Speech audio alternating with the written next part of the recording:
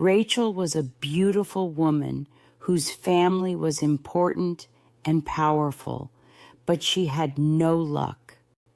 Rachel fell in love and got married, but her marriage became boring and empty.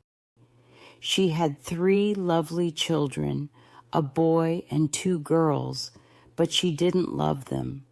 Rachel pretended that she loved them, but she knew that she did not.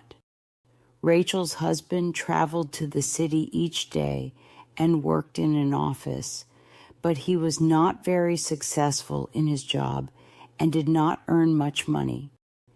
Rachel did not know how to make money either. They both spent more money than they could earn, so they had serious money problems. Rachel and her family lived in a fine house, which had a pleasant garden. Beautiful and expensive things filled the house. The children had all the toys they wanted, but sometimes it seemed like a voice was whispering in the house. The children could hear the voice all the time.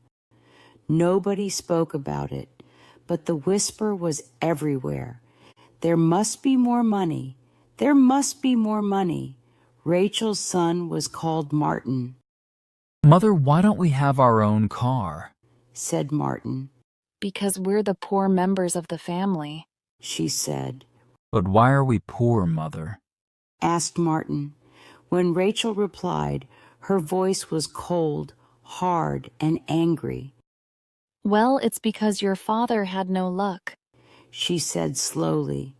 "Is luck the same thing as money, Mother?" asked Martin. "No, Martin. Luck brings money. If you're lucky, you have money. That's why it's better to be born lucky than rich. If you're rich, you may lose your money. But if you're lucky, you will always get more money." "Oh, and is Father not lucky?" said Martin.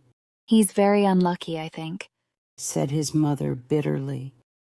"Well, I'm a lucky person," said Martin. "Excellent," said Rachel, laughing. Martin had a rocking horse in the nursery, the room where the children played. While his sisters played with their dolls, Martin sat on the big wooden rocking horse and rode it madly.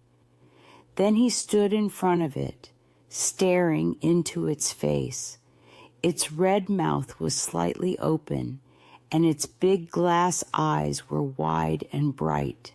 "Take me to the place where there is luck," he said to the horse. The horse could help him find luck. That is what Martin believed. Sometimes he hit the horse on the neck to make it go faster. He rode it more and more wildly, hoping for luck. Rachel had a brother, Terry Brown. One day, Rachel and Uncle Terry came to the nursery while Martin was riding his horse. "Hello, young jockey. Is your horse going to win its race?" said Uncle Terry. Martin finished his mad ride and got down from the horse. "What's the horse's name?" asked Uncle Terry. "He doesn't have just one name. He has different names. He was called Sansovino last week," said Martin quietly. "Sansovino," said Terry. He was surprised. "But that's the name of the horse that won the big race at Ascot. How did you know that name?" "He talks about horse races with Albert," said Martin's sister. Albert was the young gardener who worked for Martin's parents. He had been Terry Brown's servant in the war when Terry was an army officer. Albert now worked in the garden of Martin's house. Albert knew a lot about horse racing. Terry was very pleased that Martin was becoming interested in horse racing too. He went to see Albert to ask him a few questions about his nephew. "Master Martin asks me a lot of questions about the races, sir," said Albert. "And does he ever make a bet?" asked Terry. "I don't want to tell you Master Martin's secrets. Please, will you ask him that question yourself?" said Albert. Terry took Martin for a ride in his car and asked, Tell me, Martin, do you ever bet money on a horse? Do you think that I shouldn't?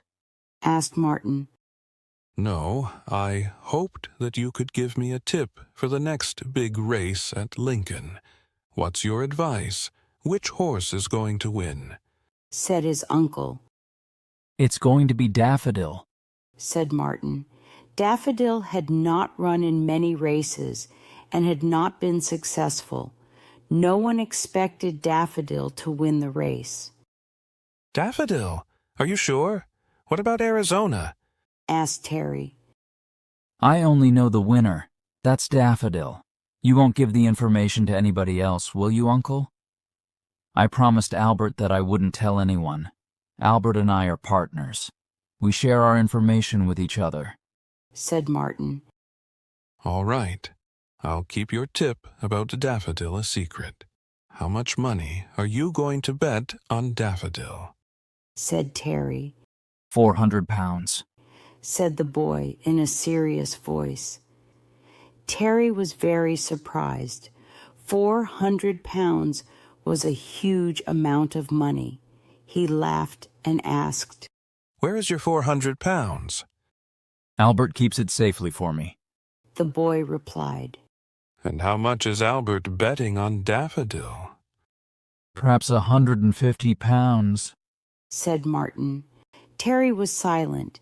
He was very surprised, but he was also very interested. He decided to take Martin to the race course where Daffodil was racing. It was Martin's first visit to a race meeting, and his green eyes shone with excitement. Daffodil won his race. I have 1,400 pounds now. Uncle, if you want to be a partner with Albert and me, we could all be partners. But you must make a promise.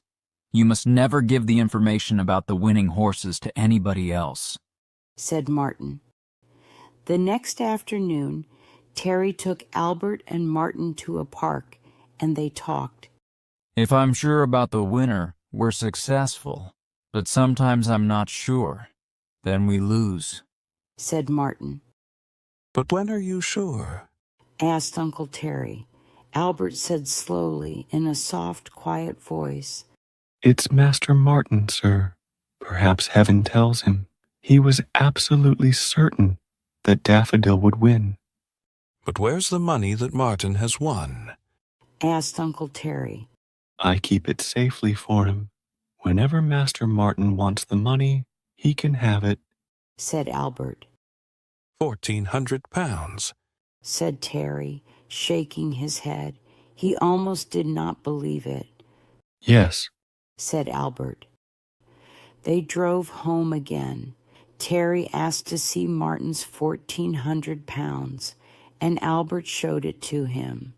Then Terry decided to become a partner too. Sometimes I'm absolutely sure which horse will win. I was sure about Daffodil. Sometimes I have an idea, and sometimes I have no idea at all, do I, Albert? Then we have to be careful, because we lose. Said Martin. And when you're sure, what makes you sure? Asked Terry. Martin looked uncomfortable. He said, Oh, well, I don't know. I'm sure, Uncle. That's all. The next race was the Ledger. Martin was sure about the winner of this race. He bet 1,000 pounds on a horse called Lively Spark. Lively Spark came in first place, and Martin won 10,000 pounds. Terry Brown won 2,000 pounds. You see, I was absolutely sure that Lively Spark would win. Said Martin. I don't understand how you're guessing correctly. What are you going to do with your money? Asked Terry. I wanted to get money for Mother. She said that she had no luck because Father is unlucky. I want to be lucky. Then I can stop the whispers in our house. Replied Martin. Whispers in the house. What do you mean? Repeated Terry in surprise. Oh, I don't know. But the house never has enough money. And so it's always whispering. I want to stop the whispers. But I don't want Mother to know about my luck. She wouldn't let me bet on the horses. Very well, Martin. We won't tell her, said Terry. Martin and his uncle made a plan. Martin gave 5,000 pounds to Terry, and Terry gave the money to a lawyer. The lawyer was going to tell Rachel about a relative she had never met. Rachel was going to get 5,000 pounds because the relative had died. Each year on her birthday, Rachel was going to receive 1,000 pounds. So my sister will have a birthday present of 1,000 pounds for the next 5 years, said Terry. Martin's mother had her birthday in December. By that time, the whispers in the house had become very loud. Martin was worried. Rachel opened her letters at breakfast on her birthday. Martin watched his mother's face carefully as she read the lawyer's letter. But she did not smile. Her face became hard and cold. Did you have any presents for your birthday? Asked Martin. Not really, said his mother. Then she went to the city. In the afternoon, Terry came to the house. He told Martin that his mother had been to see the lawyer. She had many large debts and owed a lot of money to too many people, so 1,000 pounds was not enough for her. She wanted to have the whole amount. She wanted the 5,000 pounds immediately. Oh, let her have all the money now. We can win some more money. We'll get a lot of money if I choose the winners of the Grand National, or the Lincoln, or the Derby. I'm sure to know the winner for one of these races, said Martin. So Rachel got the whole 5,000 pounds. She spent a lot of money on new furniture and expensive things for the house. She told Martin that he would go to an expensive school in the summer. Then something very strange happened. The voices in the house suddenly changed. Before, they had only whispered, but now they began to shout, "There must be more money! There must be more money!" Martin was frightened. He spent a lot of time with Albert. The day of the Grand National race arrived, but Martin was not sure about the name of the winner. He bet on the wrong horse and lost 150 pounds. He did not know the winner for the Lincoln either, and he lost 50 pounds. He became very worried and his eyes were wild and strange. Don't worry about it, my boy, said Terry Brown. The next big race was the Derby, I must know the winner for the Derby, said Martin. His big green eyes shone strangely. Even his mother noticed that Martin did not look well. Perhaps you need a holiday. Would you like to go to the seaside? You'll feel better near the sea.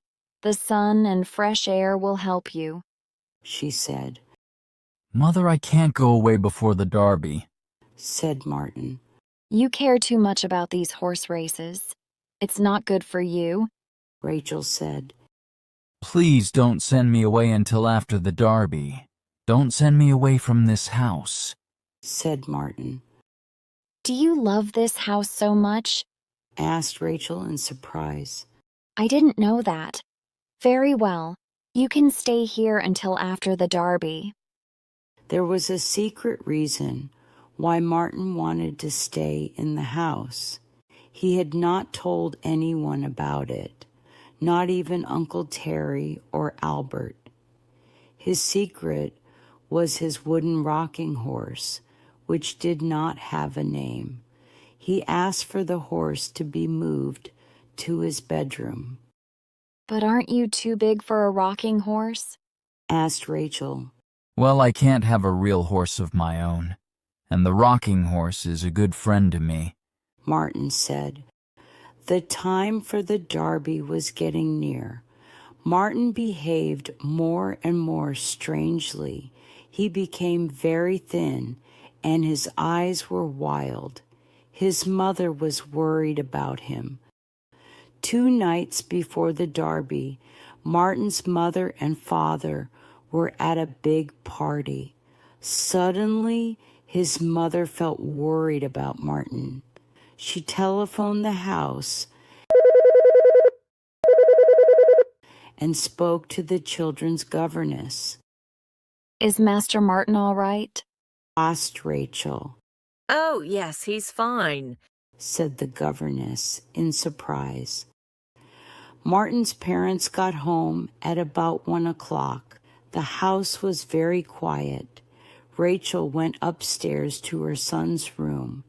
She stood outside Martin's bedroom door, listening. A strange noise was coming from inside the room.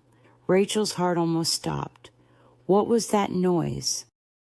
The strange, mad sound went on and on. Rachel had heard the sound before, but she did not know what it was. Feeling very afraid, Rachel slowly and carefully turned the handle of the door. The bedroom was dark, but near the window, she saw something moving wildly. She turned on the light and stared in fear and surprise. Her son Martin was wearing his pajamas and riding on the wooden horse. Martin, what are you doing? She cried. It's Malabar! The boy screamed in a loud, strange voice. It's Malabar! He stared at his mother, his eyes shining with a strange fire. Then he stopped the horse and fell down onto the floor. Rachel ran to Martin, picked him up, and took him to his bed.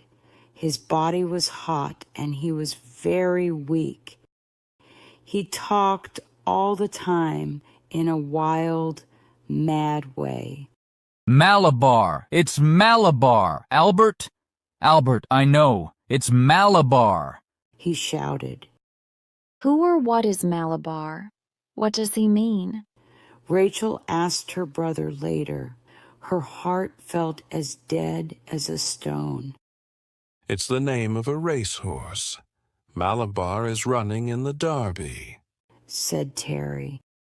Martin was very ill, but Terry bet 1,000 pounds on Malabar.